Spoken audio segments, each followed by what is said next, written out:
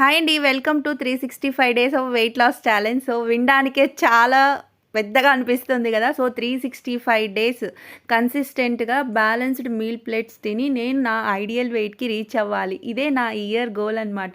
So, ఈ 365 days అసలు cheat డేసే చేయకుండా ప్రతిరోజు డైట్ ఫుడ్డే తింటారా అనంటే అస్సలు కాదు. మధ్య మధ్యలో చీట్ డేస్ చేస్తాను.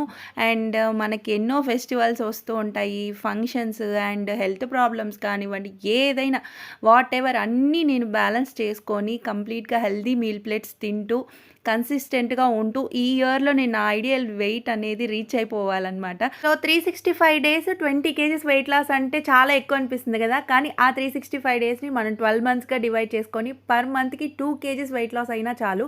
సో, 24 కేజీస్ తగ్గొచ్చు. కానీ 24 కేజీస్ నేను తగ్గాల్సిన అవసరం లేదు. 20 తగ్గినా చాలనమాట. చాలా ఈజీ అనిపిస్తుంది గదా! సో, యూట్యూబ్‌లో అయితే సబ్స్క్రైబ్ చేసుకోండి అండ్ ఇన్‌స్టాలో అయితే ఫాలో చేసుకోండి. సో, ముందు ముందు వచ్చే వీడియోస్ ఇంకా ఇంట్రెస్టింగ్‌గా ఉంటాయి. సో, మీరు కూడా ఖచ్చితంగా మోటివేట్ అవుతారు.